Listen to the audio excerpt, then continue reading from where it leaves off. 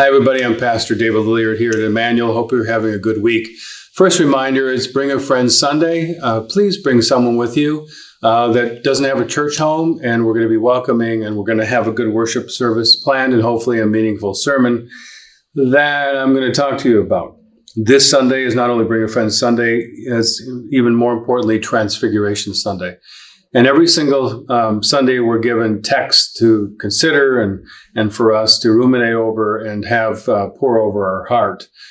But Transfiguration is one of those such a monumental occasion, and the fact that Jesus is standing with his disciples, and all of a sudden it becomes dazzling white, and then people who have long since been dead, like Elijah, appear, and they're talking, and then they disappear.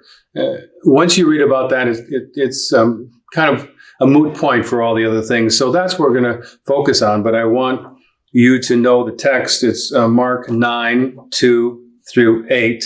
And I'll read it to you so you can pore over it.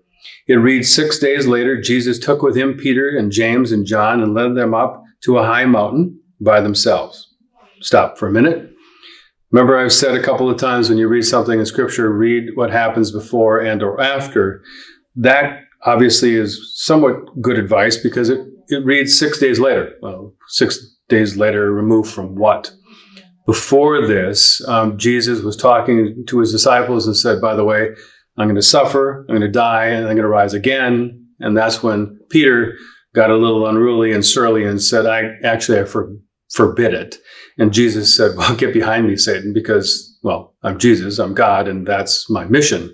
And so there was that, if you will, kerfuffle. There was that kind of run-in with one another, and that's what it's referring to. We pick up. And he was transfigured before them, and his clothes became dazzling bright, such as no one on earth could brighten them. And there appeared to them Elijah and Moses, who were talking with Jesus. Then Peter said to Jesus, Rabbi, it is good for us to be here.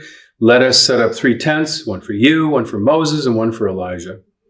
He did not know what to say, for they were terrified. Then a cloud overshadowed them, and from the cloud there came a voice, This is my son, the beloved. Listen to him. Suddenly, when they looked around, they saw no one with them anymore, but only Jesus.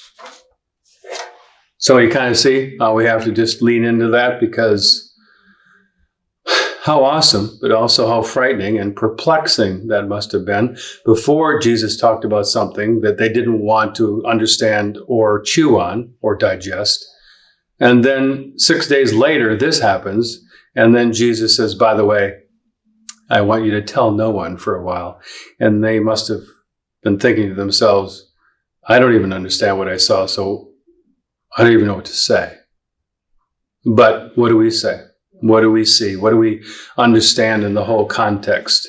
I want you to think about it. I want you to pray about it. I want you to pray for me, because I got to figure this all out before I preach to you on Sunday. But Jesus is obviously going somewhere and doing something in this scripture, but also with us. And so come this Sunday, bring a friend, meet some new people as we learn how Jesus appears in our life and amazes us all the time. In the meantime, be well. God bless.